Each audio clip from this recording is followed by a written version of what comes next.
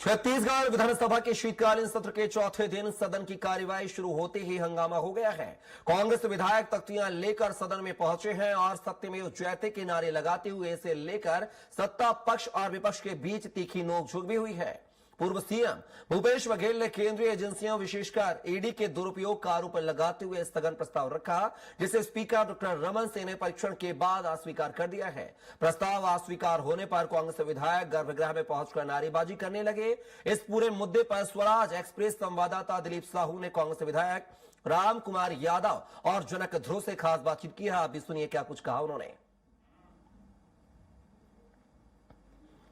विधानसभा के शीतकालीन सत्र का आज आखिरी दिन है और आखिरी दिन विपक्ष ने एक मामले को लेकर, जिस तरह से नेशनल हेराल्ड का मामला था, उस मामले को लेकर तख्ती लेकर विधानसभा पहुंचे और इस मामले जांच एजेंसियों के दुरुपयोग को भी मामला उठाया, स्थगन प्रस्ताव लाया, जिसे संधि ने आग्रह की बाजी करते हुए गर्भगृह में पहुंचे।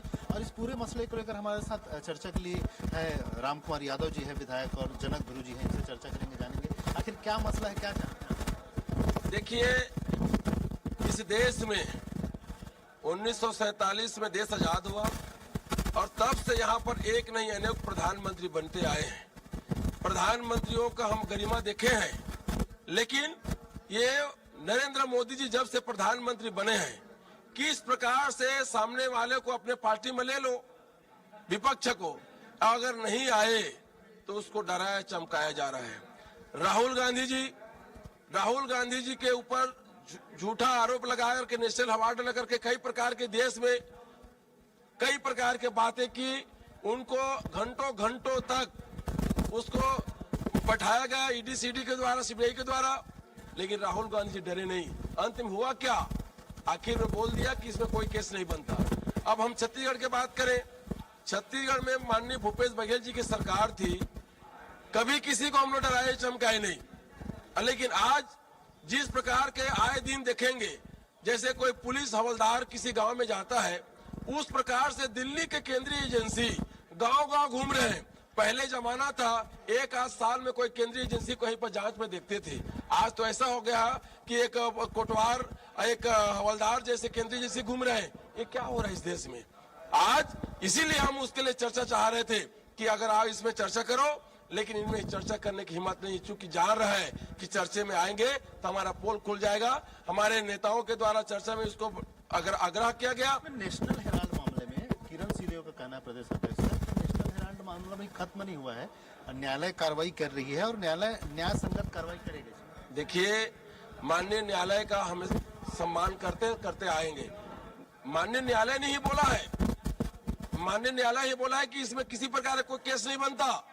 इन लोग तो अगर चाह रहे थे, अब देखिए, मैं पुनः फिर कहूंगा कि प्रधानमंत्री का जो गरिमा होता है, आप कहीं भाषण देखिए ना, भाषण में प्रधानमंत्री जब भाषण देते हैं तो पहले विरोध से शुरू करता है।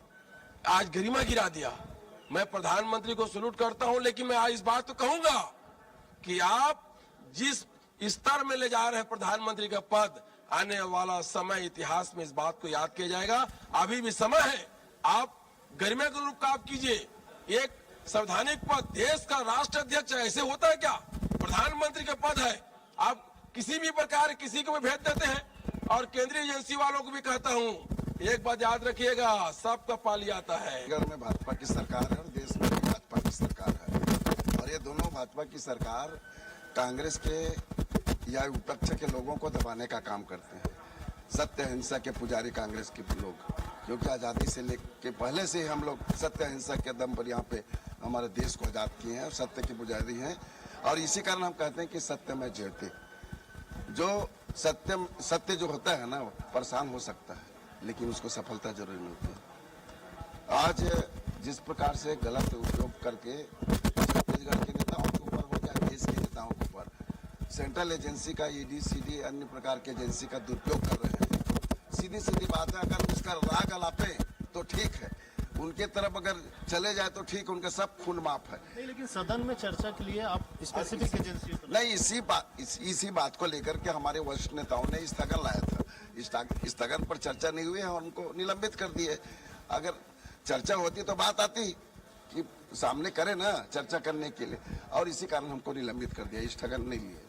अब आप लोगों का सस्पेंशन भी रद्द कर दिया गया, आगे क्या है कार्रवाई में, आगे की कार्रवाई? निश्चित रूप से हम सब, हमारे नेता प्रतिपक्ष हमें सब एक साथ मिल करके जो भी दिशा निर्देश होगा हम लोग चर्चा करके आगे की रणनीति बनेंगे। बिल्कुल। तो ये थे कांग्रेस के विधायक जनक ध्रुव जी।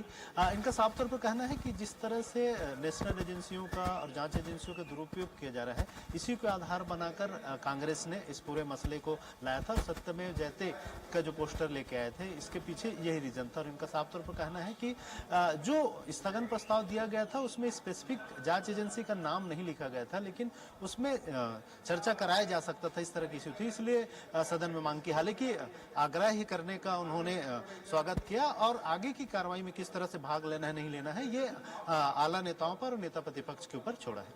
कैमरा पर्सन दीपेश के साथ स्वराज एक्सप्रेस के लिए रायपुर से दिलीप साहू।